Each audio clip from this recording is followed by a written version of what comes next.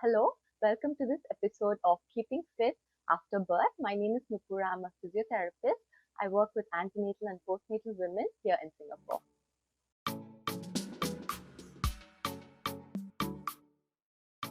Mostly, the main concerns they have is body image issues like losing the weight they've gained during pregnancy, pelvic floor issues, diastasis, that is like the abdomen like looking like quite bulged and things, and finding time to exercise. So diastasis recti is like a very common word which you hear these days. So what it means is mainly when you are pregnant, the uterus is growing. So the growing uterus actually stretches your abdominal muscles. So there is a bit of ab separation. Most of the mummies do experience a bit of ab separation during pregnancy. If the separation is very huge or abnormal, we term it as diastasis recti. Diastasis mainly means separation. Recti, we are addressing your abdominal muscles. Calcium is required during pregnancy. If the mother is not getting enough calcium from the diet, then the baby actually draws the calcium from the mother's bones.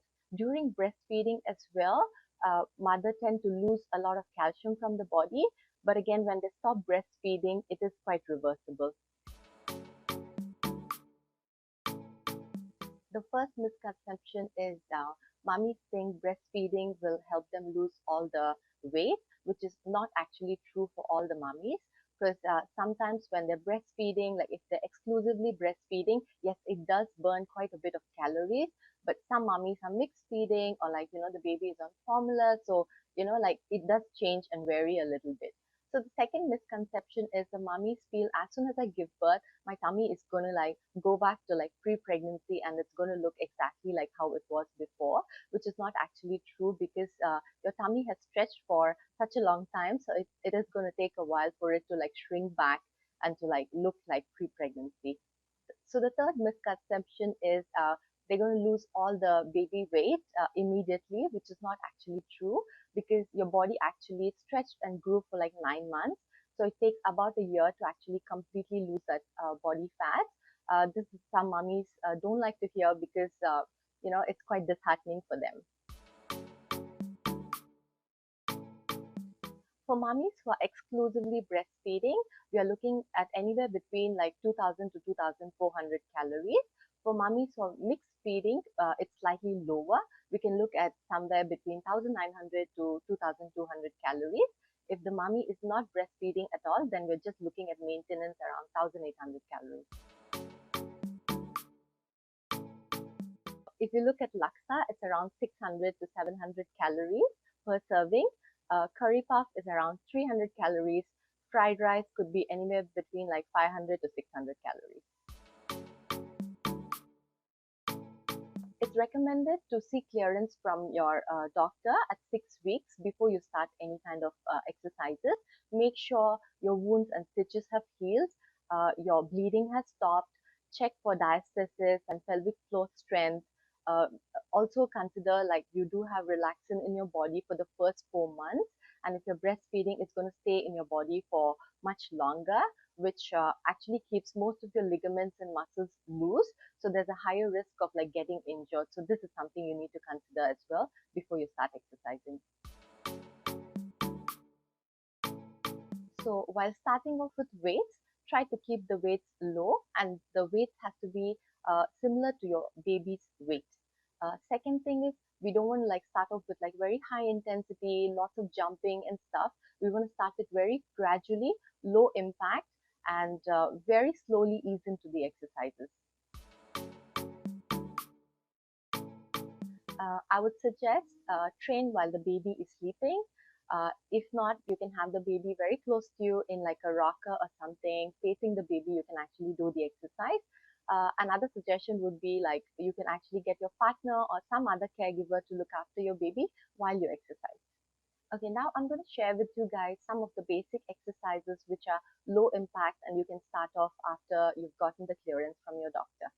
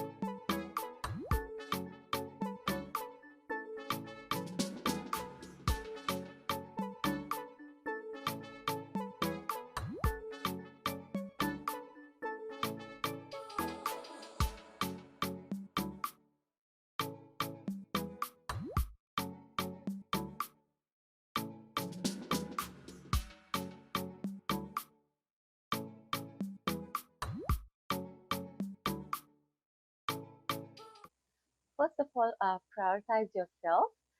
Second, find time to exercise. Try to move your body daily. Third of all, don't be disheartened. Whatever the changes your body went through, it's not going to stay there permanently. With time and consistency, you can get back to your pre pregnancy shape.